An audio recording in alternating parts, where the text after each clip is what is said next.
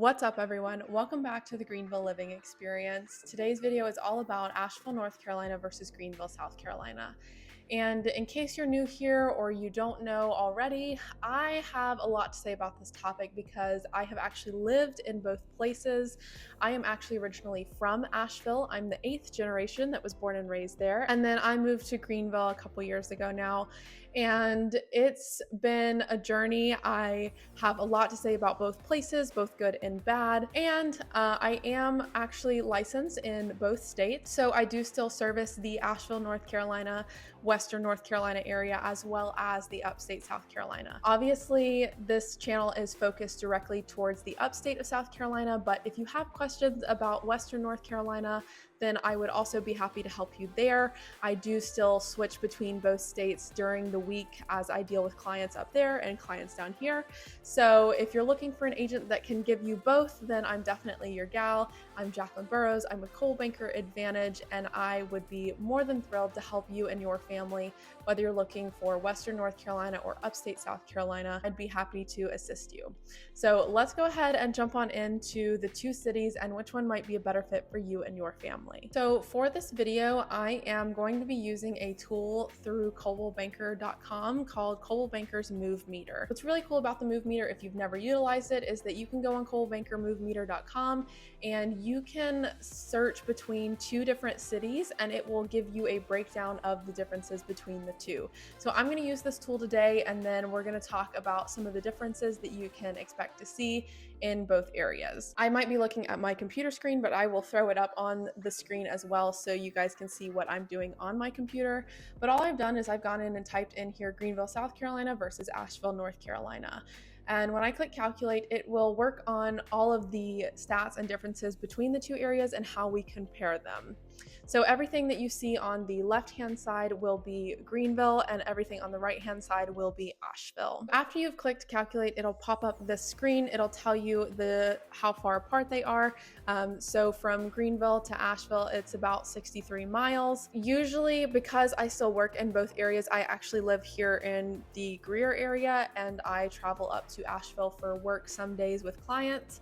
So it will take me about an hour to an hour and 15 minutes to get to Asheville, depending on where at in Asheville I'm going to. So if you're looking at distance between the two, they're really not that far apart. So if you choose to live in one area over the other, the good news is that we're still close by and they're both very easily accessible to each other. So if you live in Greenville and you want to take a day trip to Asheville, it is well within the realm of possibility, or vice versa. So first up, we're going to talk about housing affordability. As you can see here, the home price, the first category, is based off of the US Census Bureau data, and it is for your median home price. So your median home price in Greenville, according to them, is right around that 300,000 mark, whereas in Asheville, it's about 475. Now, that's your median. That is not your average. So for Greenville, your average home price is going to be right around that 360 mark. Your average home price in Asheville is going to get well into the upper fives, low sixes. So there is a stark, significant difference when it comes to housing prices and housing affordability between the two areas. You'll also see that your property taxes for Greenville are a little bit lower, as well as your home appreciation rate is a little bit lower. And a lot of that has to do, obviously, with law of supply and demand and economics. Asheville, over the last 20 or so years, has experienced a huge boom and grew a ton. And Asheville's #1 economic revenue is based off of tourism. And we've had a lot of people moving to the Asheville area from California, Florida, New York even. We're seeing a lot of people flock to Asheville. It's the mountains. A lot of people want to be there. And so law of supply and demand tells us that as demand rises, so do prices. And Asheville has a staggeringly high home price compared to Greenville. Now, with that being said, Greenville is starting to experience its own boom. We are constantly in the news for different things as far as best downtown areas, and we're getting a lot of recognition here in Greenville. And Greenville is starting on the cusp of its demand and growth journey. So something to keep in mind, definitely. But Greenville, compared to Asheville, is definitely significantly cheaper to live here as far as housing goes. Next up, they talk about quality of life, and they break quality of life down into several different categories. So the first one here you'll see is education. It's pretty much right on par with each other. Their education is based off of public reported data for 4-year, 2-year universities and public universities or public school systems. So education in either area is going to be pretty on par with each other. Asheville ranks just slightly above Greenville in that area. Now for health and fitness, you will see that Greenville has quite a significant lead compared to Asheville in this category, which might be surprising to some of you when you consider the environment of Asheville. But if we click on this little eye, this data is provided by the U.S. Centers for Medicare and Medicaid, the EPA, UV indexes, and other public health resources, including databases of local health and fitness offerings. So one of the main providers for the healthcare system in Asheville is the Mission system, whereas down here in Greenville, ours is the Prisma system. So I would encourage you to do your own research on both systems. You'll see quite a bit of differences between the two, which might lead to why Greenville is a little bit better in some of those categories versus the Asheville area. But as far as your fitness goes for either area, I really don't think you can go wrong here. I think it just depends on what's a personal preference for you. Obviously, the mountains are going to have a lot of hiking and outdoor related activities, but even here in Greenville, we still have all of your outdoor activities as well. We're close to Paris Mountain State Park and Table Rock State Park, and you're gonna still have the ability to do your hikes. There's still tons of walking and biking trails around the Greenville area. We're also gonna have a lot of those boutique fitness centers and gyms that you're gonna see in Asheville as well. So as far as fitness goes, I would say they're actually pretty on par if you're looking for very standard kind of fitness, whether it's outdoor or indoor gym amenities. They're pretty on par there with each other. Now, weather-wise,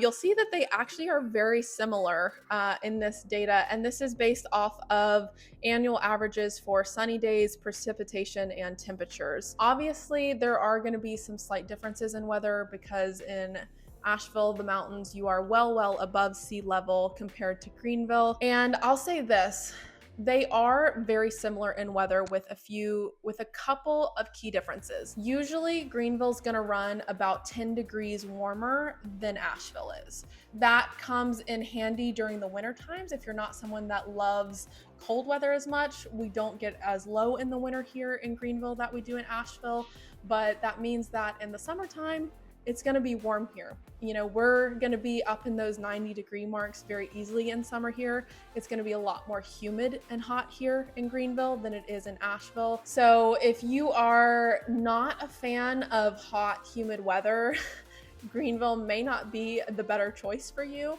because summers are definitely hot and humid here. And Asheville definitely provides the reprieve. Like I said, it's going to be about 10 degrees cooler up there. So when it's 92 here, it's going to be about low 80s there. So it's definitely still going to be hot in Asheville, but not as hot. On the flip side of that, when we're talking about winter, obviously it's going to be a little bit cooler in Asheville because you're at a higher level above sea. Asheville is going to experience typically more snowfall than we will. I'll say this, in the past 3 years, neither one of the areas have gotten a ton of snow. Asheville's had a couple of little dustings. We've not really had anything here in the last 3 years in Greenville. But Asheville, definitely you have a higher chance of snow. But even in Asheville, we may get 1 or 2 big snows a year if we're lucky. In Greenville, we might get 1 every few years. So definitely something to keep in mind if you're a snow lover, if you're a cold weather lover, Asheville might be the better fit for you. Because in Greenville, like I said, it's going to be a little bit warmer here, and we're definitely not going to have near the snowfall that Asheville will have when it comes to that. Next up on the list is air quality. This should not be a surprise to any of you that Asheville is going to rank higher in air quality index compared to Greenville. Greenville is obviously a bigger city than Asheville. Greenville, and we are also one of the top manufacturing hubs in the South. And we have a lot of manufacturing facilities here in Greenville and surrounding areas specifically that I'm sure do not help with that air quality index. Being in the mountains, you definitely have that benefit of a better air quality system. Now, your commute and transit scores, Greenville ranks a little bit higher than Asheville, and I think this honestly has a lot to do with the infrastructure of what's there. So Asheville experienced a huge boost in demand over the last 20-25 years. And the problem is that Asheville did not build proper infrastructure when it should have to accommodate for that growth. So they are in the process. If you have been to Asheville, 26, you'll know, is like everyone's nightmare of a headache. They have been expanding 26 or trying to expand 26 for like 20 some years. I honestly don't know when it's supposed to be done. I think they were aiming for late 2025. Who knows if that'll happen or not, honestly, but they are still in the expansion phase of that. So 26 right now is still 2 lanes on either side, and it sometimes is down to 1 lane, and there can be a lot of accidents and it can get backed up very easily. Traffic is heavy and it can be a very big headache to deal with 26 in the Asheville area. Now, traffic is still bad here in Greenville, don't get me wrong. The difference is that here in Greenville has the infrastructure to help alleviate some of that traffic. A lot of our interstates like I-85, I-385 are 4, 5, 6 lanes in some areas. So our highways and our systems and our roads have been built a little bit better to withstand the growth and demand that Greenville is currently experiencing, whereas Asheville is still trying to catch up to that demand. So as far as traffic goes, you're going to experience traffic in both places. If you're coming from somewhere like Florida, New York, California, traffic in either place is going to be a joke to you. You're going to be like, this is what they consider traffic. But if you are a local or you're from a small town, traffic's definitely going to be a little bit of a headache. I would say that Greenville just has the better infrastructure to handle a little bit more of the traffic versus Asheville does not. Now, accessibility is how quick and easy it is to get to things like stores and amenities. This is so funny because, like I said, I was raised in Asheville. And the thing about living in the mountains is that sometimes to get to something, you've got to go around the mountains. And so a lot of times it takes you 20 to 30 minutes to get somewhere in the mountains. And that was never a big deal for me. I grew up there, so it was like, oh, we got to drive across town 30 minutes to go to the movies. Well, that's what you got to do. It's not a big deal, right? And what's so funny is my fiance and I talk about this a lot because obviously growing up here in Greenville where he was at, driving 10 minutes was like, oh my God, we got to drive 10 minutes down the road. Like, oh, I don't know if I want to do that. Whereas we're driving 30. So when I want to go somewhere here and I'm like, oh, well, it's only like a 15-minute drive. And he's like, 15 minutes? That's a long time. Just keep that in mind. If you're in the mountains, it's going to take you longer to get places. Obviously here in Greenville, we don't have to go around mountains. We don't have huge curvy, windy roads. You're not out in the country. Like, it's a lot easier to get to places in Greenville. Greenville has a little bit more to offer as far as those amenities and things, I would say, than Asheville does. So you've got more options and choices to choose from. That makes it easier to get there as well. But just something to keep in mind, you're gonna be driving a little bit more in the Asheville area than you are in the Greenville area to get to shops and amenities, especially depending on which areas you choose to live in. And last category under our quality of life is, of course, the culture and entertainment. This goes back to what I was saying, that Greenville just has a little bit more options as far as shops, culture, amenities. It's just a little bit more than Asheville. Asheville is obviously very centered around the outdoor experience. You're in the mountains. That's what a lot of people are there for. Whereas even though Greenville, we're not directly in the mountains, we're just kind of adjacent to them.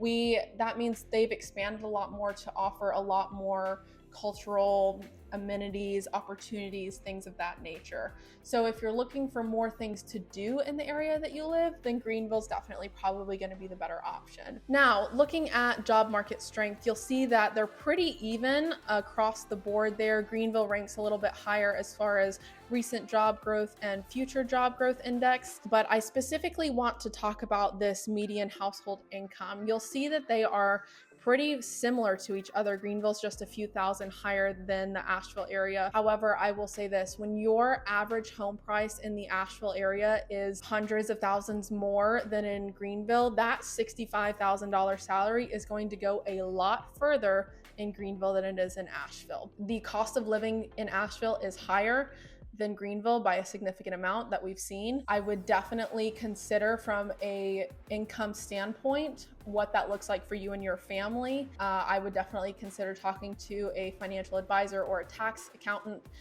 to go over your personal finances and seeing if that's something that is even plausible for you and your family. Moving on to living affordability, our state income tax is higher here in Greenville. Utilities and food and groceries, pretty much the same there. Our sales tax is lower. And our transportation cost is a little lower. Again, those are all some of the things that we've talked about in today's video. I don't think any of those numbers will be astonishing to any of you watching this. And that's all that's on the Move meter that it offers you. I will say this, I have obviously lived in both areas. I don't think you can go wrong living in either area.